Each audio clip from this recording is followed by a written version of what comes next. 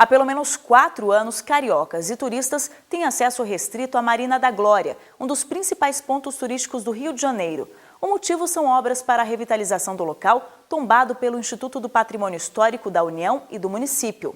Depois de instaurar inquérito e ajuizar ação civil pública, o MPF obteve uma vitória na Justiça em defesa do patrimônio público. Foi concedida liminar, exigindo a liberação imediata do acesso por terra e mar, além da demolição de construções que ferem a paisagem natural da região. A Marina da Glória fica num cenário privilegiado, a Baía de Guanabara. Mas o que deveria ser um local de intensa atividade esportiva se transformou em disputa judicial. O motivo foi o projeto de revitalização que deveria respeitar as regras do tombamento do Parque do Flamengo pelo Instituto do Patrimônio Histórico e Artístico Nacional. E com base em ação civil pública, ajuizada pelo Ministério Público Federal do Rio de Janeiro, a Justiça concedeu liminar, determinando que a empresa MGX do empresário Eike Batista inicie a retirada da cisterna, dessas estacas implantadas no espelho d'água e comece a obra para alargar o pier. Ali é considerado praia e a praia é considerada bem de uso comum do povo e não há possibilidade de restrição do acesso público à praia. Ainda de acordo com a liminar, a empresa MGX deve liberar o acesso público ao mar via marina. Isso possibilita o uso do local para treinos e competições de remo. A ação ela é justamente para preservar o acesso público ao mar pelas pessoas e pelos barcos, que esses impedimentos estavam dificultando. Então, assim, as pessoas não conseguiam passar, não conseguiam entrar e ter acesso ao mar, e nem os barcos que fossem competir, né, exatamente porque existem alguns clubes de remo ali na enseada do Calabouço. Paulo Carvalho é presidente da Federação de Remo do Estado do Rio. Ele diz que pelo menos 500 atletas não têm onde treinar por causa da proibição. É muito triste realmente o fechamento da Marina, porque ela tira o foco no local que era a formação de atletas. É um local festivo, onde eu comecei a competir aos 13 anos de idade lá.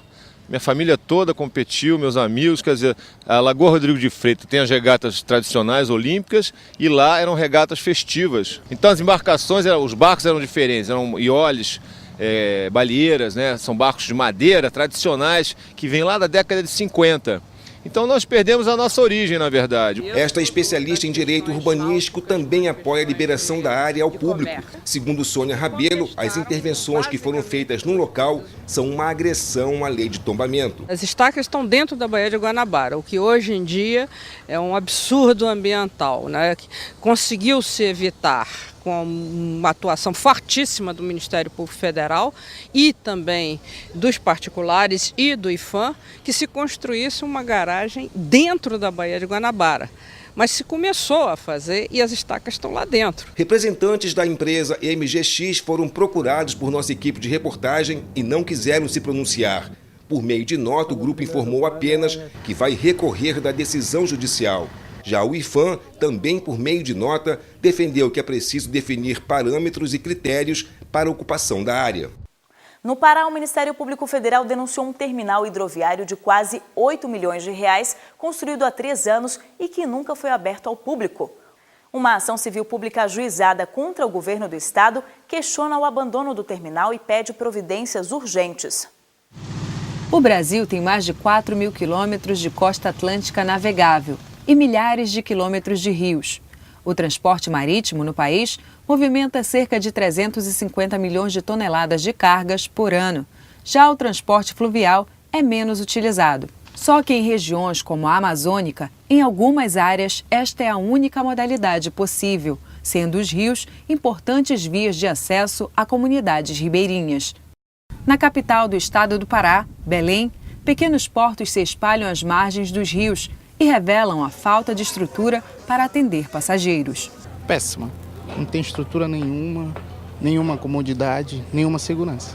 Para a gente desembarcar, principalmente com criança, carregando peso, a gente não tem o auxílio, é muito sacrifício, passa por dentro de vários barcos, né? E tudo isso dificulta. Eu não acho confortável. Demora muito. Diante deste cenário, uma situação provoca insatisfação na comunidade local. Na capital do Pará, foi construído um terminal hidroviário em 2010, que custou quase 8 milhões de reais. A obra foi inaugurada, mas nunca aberta ao público. Esta é a estrutura do terminal hidroviário Luiz Rebelo Neto, que está abandonado há 3 anos. Para defender os direitos da população de Belém, o Ministério Público Federal entrou com uma ação civil pública contra o governo do estado do Pará, responsável pela construção. O nosso objetivo, primeiramente, é evitar qualquer desperdício de recurso público. Se houve investimentos feitos, em princípio, eles tem que haver a utilidade para a qual o investimento foi feito.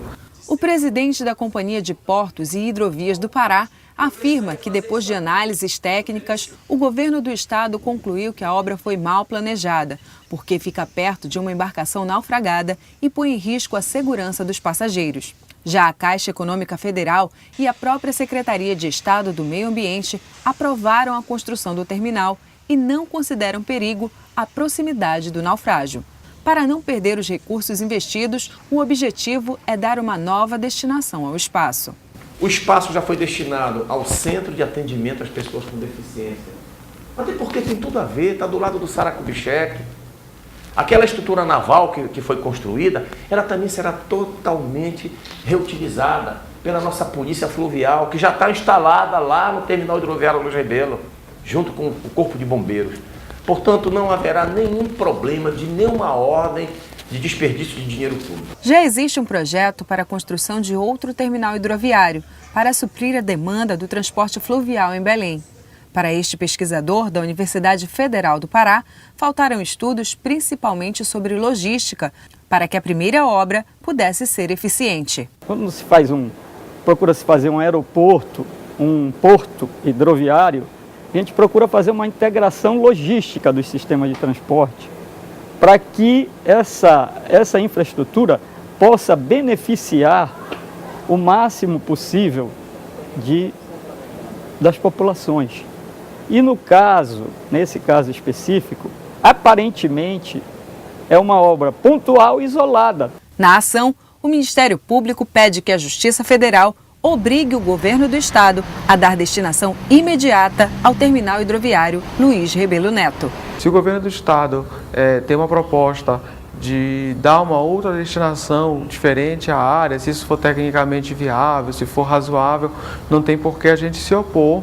Mas vamos querer saber se houve, então, se a alegação é de que na área não é tecnicamente viável para a existência de um terminal portuário, por que foi construído lá, os prejuízos que isso gerou para o patrimônio público, para que a gente busque a responsabilização do culpado. Quer participar do nosso programa? É só enviar sugestões pelo e-mail interessepublico@pgr.mpf.gov.br. Para rever alguma reportagem, acesse o site www.mpf.mp.br. O programa também pode ser visto no YouTube, no endereço www.youtube.com/tvmpf. E a gente fica por aqui, obrigada pela companhia e até a próxima semana.